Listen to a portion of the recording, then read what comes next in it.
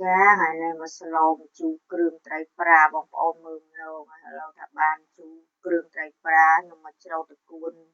ក្បែរខ្នល់មុខផ្ទះខ្ញុំសិនណាចង់ឲ្យស្លត្រកួនមុខដូចត្រកួនណាបងប្អូនតែចង់ថាបន្លែធម្មជាតិគឺហូបទៅល្អចំពោះសុខភាពអញ្ចឹងយើងកែច្នៃហូប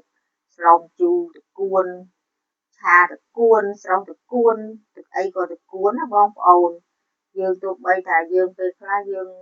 បន្លែធម្មជាតិហូបទៅអត់ធន់ដែរណាបងប្អូនខ្ញុំចូលចិត្តត្រកួនហើយអញ្ចឹងខ្ញុំចេះកែច្នៃធ្វើនេះធ្វើនោះពីត្រកួនអញ្ចឹងណាបងប្អូនបើយើងទិញគេអស់លុយហើយទិញបន្លែផ្សេងចិត្តតែពីមីអញ្ចឹងយើងត្រូវហូបបន្លែធម្មជាតិល្អចំពោះសុខភាពឲ្យបានច្រើនយើងហូបអីក៏ដោយយើងគិតចំពោះសុខភាពព្រោះសម័យឥឡូវវាមានរោគអីច្រើនណាបងប្អូនអើយនៅហើយអស់ហើយគ្រឿងក្រៅស្លម្ជូរគ្រឿងខ្ញុំឯងមានអីពិបាកឲ្យបងប្អូនចង់ថាស្លអដែលបងប្អូនហើយពេលខ្លះបងប្អូនបើធុញខ្លះហើយបងប្អូនអើយជួយមើលវីដេអូខ្ញុំផងទោះបីធុញឥឡូវថាដាក់ខ្លាញ់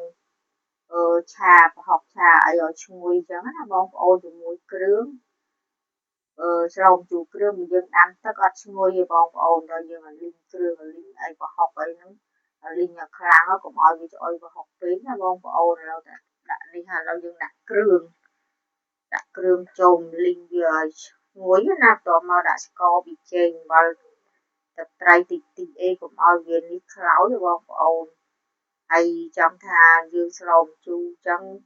យើងប្រើស្ករក្រហមឆ្ងាញ់បងប្អូននេះដាក់ទឹកប្រេងខ្យងតិចអ្នកខ្លះគេអត់ដាក់ឲ្យស្លម្ជូរគ្រឿងអញ្ចឹងខ្ញុំចេះកែច្នៃស្អីក៏ខ្ញុំដាក់អត់មានបងប្អូនអ្នកខ្លះគេឃើញខ្ញុំធ្វើអញ្ចឹងប្លែកដឹងបងប្អូនតែខ្ញុំទម្លាប់អត់មានអីខ្ញុំដាក់ហ្នឹងបងប្អូនថាយើងថាមើលទៅស្លម្ជូរគ្រឿងឆាយទឹកប្រេងខ្យងចូលចិត្តប្រើបងប្អូនហើយយើងសាច់ត្រីឆ្អិនឥឡូវដាក់ទឹកចិត្តបានហូបហើយបងប្អូនទុកក្រាក់ហើយចុងក្រោយខ្ញុំភ្លេចដាក់ឲ្យពេលលីងសាច់អីហ្នឹងភ្លេចដាក់អំពិលឥឡូវទៅដាក់អំពិលក្រោយណាចុងភៅចំណាន